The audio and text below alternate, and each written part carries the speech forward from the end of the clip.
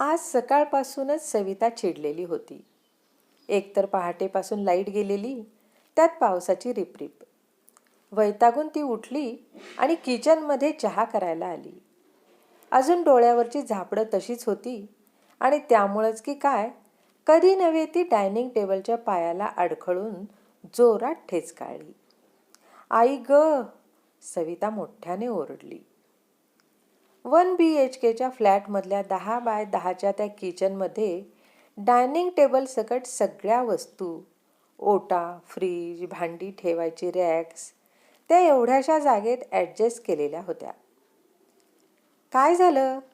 किरण अर्धवट झोपेत जागा होऊन बेडरूममधून धावत आला.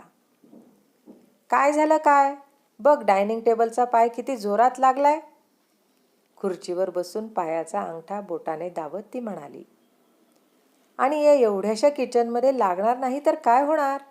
वर्ष झालं मी सांगते मोठा फ्लॅट घे म्हणून. किरण, मी तुला आत्ताच सांगते, मला आजच्या आज आपला 2 BHK घेण्याबद्दलचा निर्णय हवा आहे. आज मी तुझं काहीही ऐकून घेणार नाही. आज जर 2 BHK बुक करायचं ठरवलं नाहीस तर मी या फ्लॅटमध्ये राहणार नाही, सांगून ठेवते. सविता, प्लीज तू जरा शांत हो. रक्त तर येत नाही ना? किरण तिच्या लागलेल्या अंगठ्याकडे पाहत म्हणाला.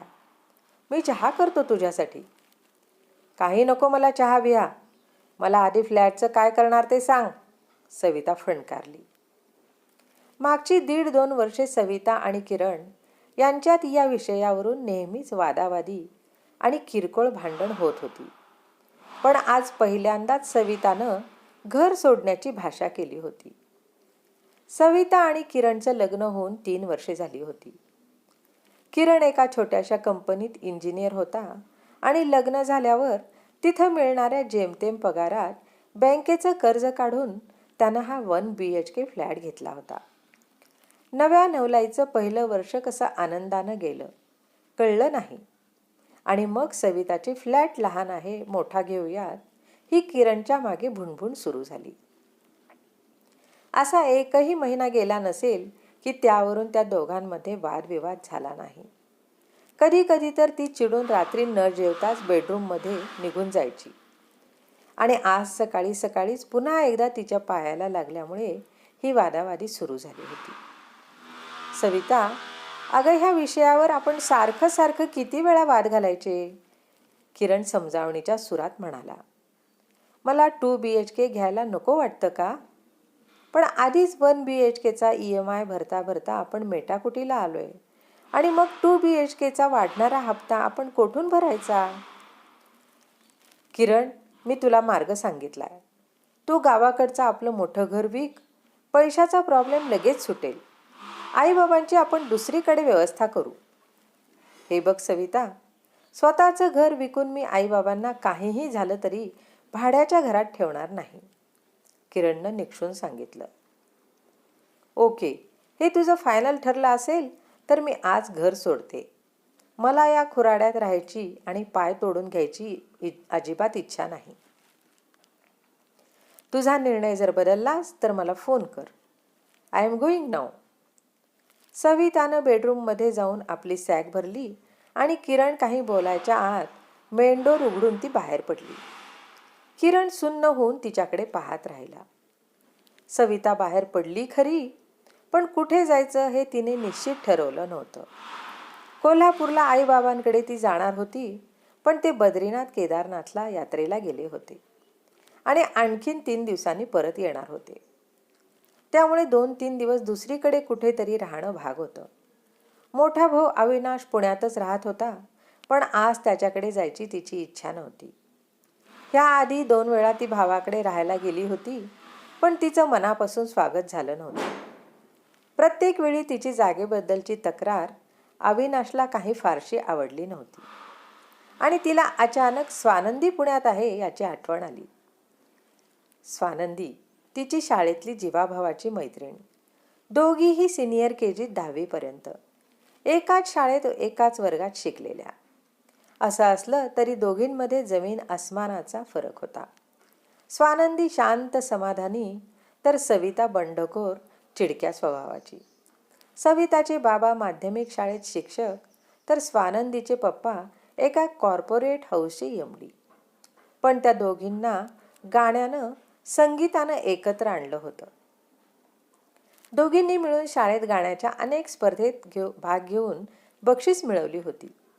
अख्खी शाळा त्या दोघींना सीता और गीता म्हणून चिडवायची.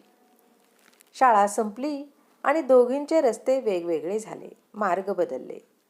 सविताचे बाबा कोल्हापूरला स्थायिक झाले, तर स्वानंदीनं आपल्या वडिलांच्या इच्छेविरुद्ध एका संगीत शिक्षकाशी प्रेमविवाह केला आणि ती पुण्याला गेली.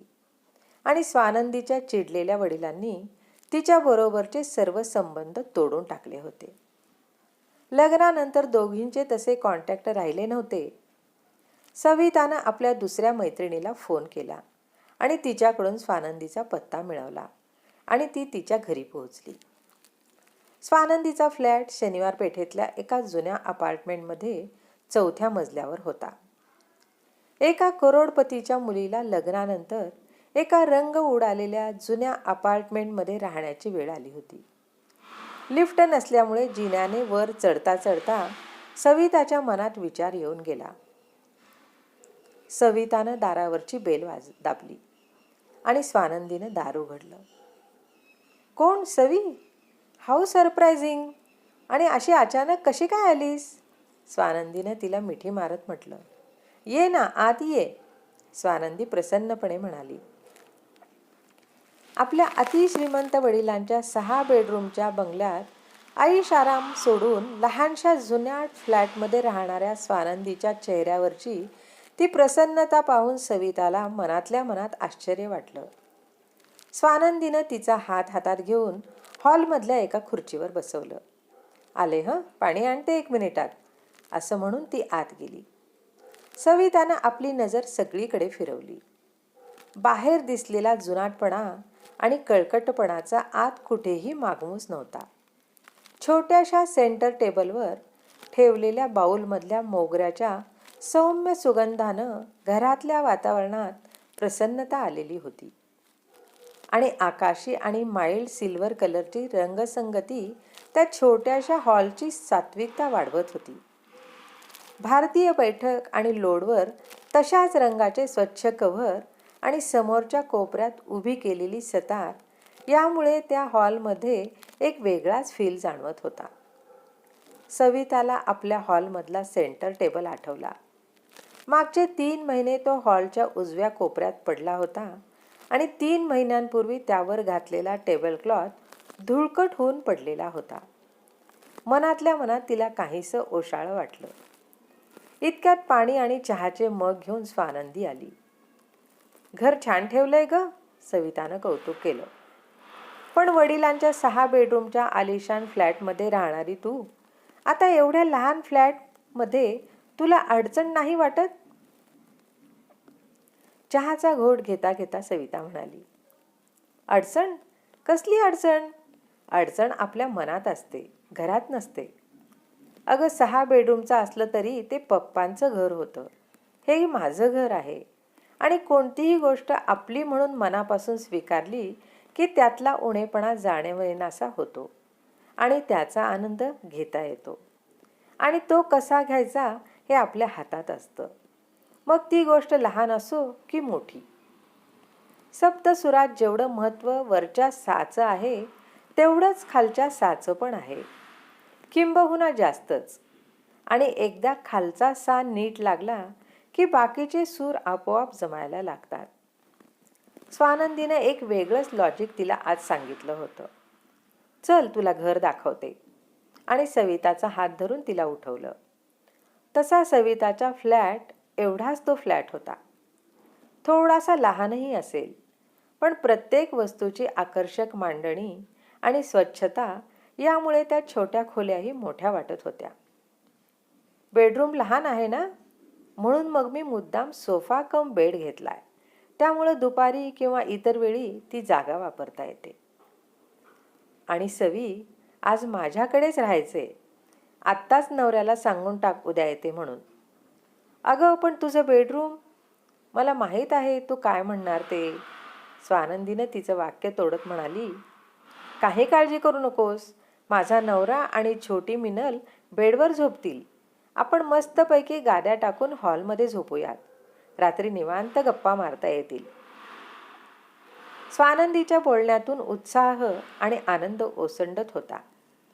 8x8च्या मास्टर बेडवर झोपणारी स्वानंदी जमिनीवर झोपण्यात आनंद मानत होती आणि आपण किरणला बेडवरच्या असलेली नवीन गादी काढून स्लीपवेलची महागडी गादी घ्यायला लावली होती.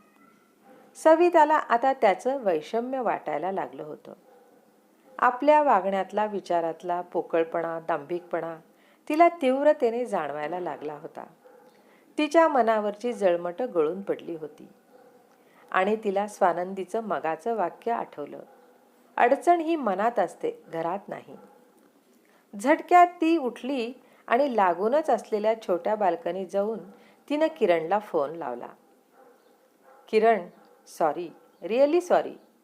सकाळी रागारागाने तुला न सांगताच मी निघून आले. माझं चुकलं. मी तसं करायला नको होतं.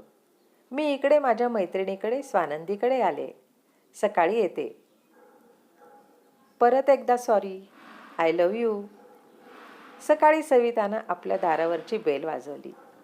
किरणनं दार उघडलं. क्षणभरच ती त्याला बिलगली आणि घरात घुसली. तिने समोरच्या बाल्कनीचं दार उघडलं आणि वाऱ्याबरोबर घरात आलेल्या बाहेरच्या पारिजातकाचा सुवास तिला आज पहिल्यांदाच जाणवला. तिचा संखेडाचा देखणा सोफा तिला आज जास्तच सुंदर दिसायला लागला. कोपऱ्यात गेलेलं सेंटर टेबल तिने मध्ये आणलं आणि वरचा टेबलक्लॉथ काढून टाकला. आश्चर्यानं तिच्याकडे पाहत उभ्या असलेल्या किरणचा हात हातात घेऊन ती सोफ्यावर बसली आणि त्याच्या छातीवर डोकं ठेवून तिनं आपल्या इतका वेळ आवरलेल्या अश्रूंना वाट करून दिली. रसिक श्रोते हो, कथा आवडली असेल तर लाईक, शेअर, हाईप करा आणि अशाच नवीन नवीन कथा ऐकण्यासाठी चॅनलला सबस्क्राईब करा. लवकरच भेटूयात पुढील कथा घेऊन. जय श्रीराम.